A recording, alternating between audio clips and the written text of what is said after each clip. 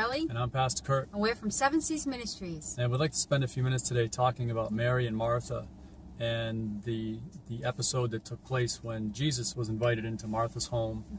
And they were, kind of set the stage here. Martha had invited Jesus in, and her sister Mary was also there.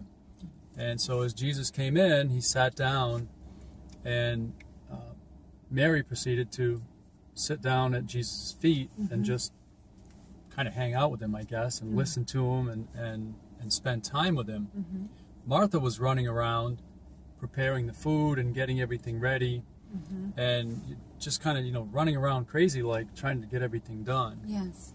And it's kind of funny because after doing this for a little while and seeing Mary just sitting there, yes, she got a little irritated. And she came to Jesus and she basically said, and of course I'm paraphrasing, but Jesus, what's wrong with my sister? Shouldn't you scold her for not helping me out? You see, I'm all, I'm doing all this stuff, I'm busy, and she's just sitting there. What's the deal with that?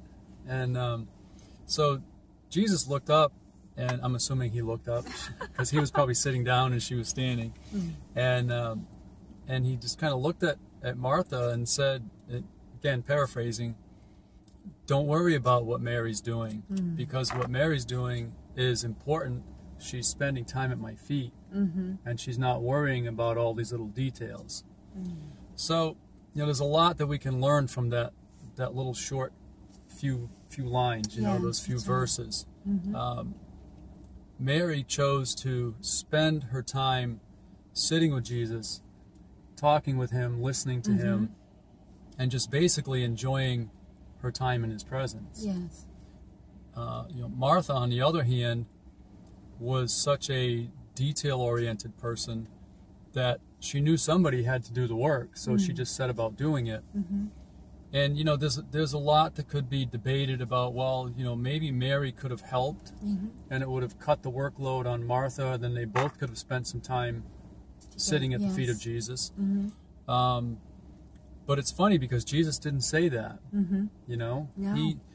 He basically, he didn't scold Martha, he didn't condemn her for what she was doing, but he did commend Mary for taking the time to sit at his feet. Yes, I think at that particular time, that was the right thing to be doing. Yeah.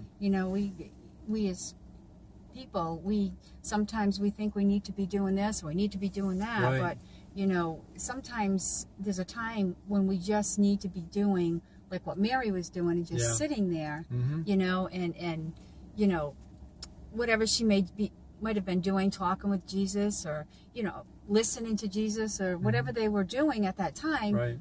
It was obviously the right thing to be doing, and sometimes we can, and sometimes we can get so caught up in what we think we're supposed to be doing, but the right thing to be doing, we miss it, and with Martha at that time, she thought she was doing the right thing, she was being she was being the hostess, and so in her mind, in her heart, she thought she was doing the right thing, and we just have to be careful that sometimes what we think is the right thing might not be the right thing, because we don't know the time frame of how much time we have, with that particular person or people or things that we're doing. We don't know the time frame on it. Yeah, like for example, Jesus was only here for a short time, and obviously Mary didn't know that he was only going to be here for a short time, but Jesus knew it. And so Mary took the time to sit at his feet and spend time with him while he was here. Yes. And they didn't realize that a short time later he would be gone. And it's the same way with us, us as people, not just Pastor Ellie and I, but just in general. We have people around us that we don't know when they'll be gone. And it doesn't matter our age. People could be gone tomorrow who are still very young. We just don't know what each day brings. And so there's kind of a two-pronged teaching, a two-pronged lesson here. First of all, most importantly, we need to spend time at God's feet. We need to spend time being quiet with him and just listening and then sharing our heart with him and then listening some more and spending time in his word. This is the most important thing that we can do while we're here. Right. Is to grow that relationship with him and build a strong walk with him.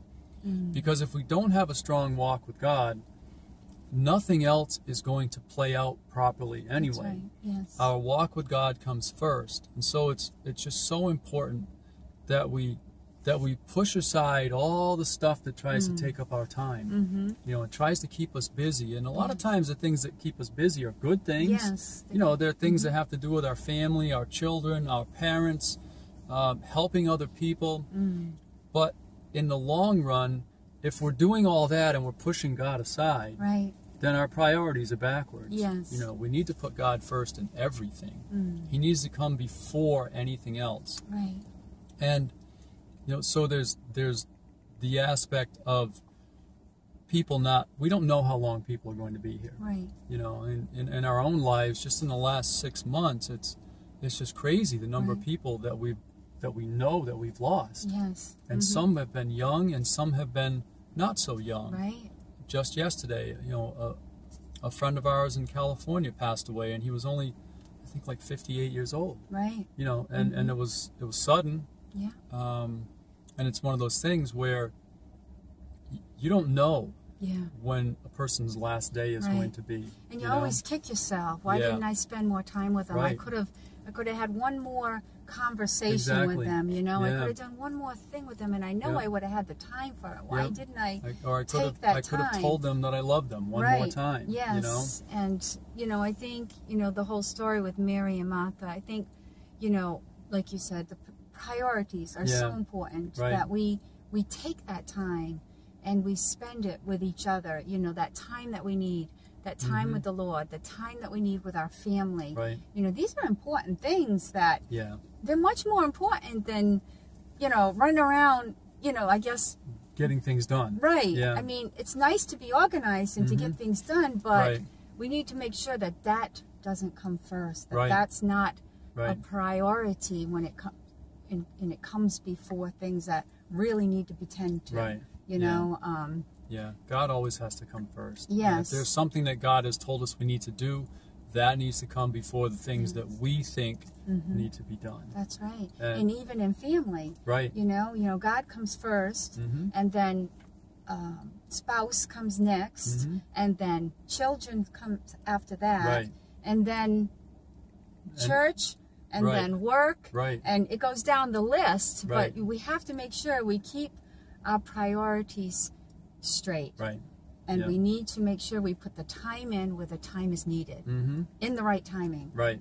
So we don't, we don't feel awful when things like that happen. We don't feel that guilt as much because we've done what we felt we knew we were supposed to be doing. Yeah, and when somebody passes away, especially somebody passes away suddenly or unexpectedly, everybody feels guilty. Yes, that's just how it is. It's human nature. It's our emotions, and we can never, ever live the perfect life and do everything perfectly. That's right. It's just not possible. Right. And even if we tried our best to do things perftly, when somebody passes away, we'd still have the what ifs. What if I did this, or should I have done this differently? That's just part of life. Yes. And so we need to make sure that we're balancing our time and putting God first, but making sure that we are keeping our priorities straight when it comes to others also. That's right. So Amen. we need to put God first.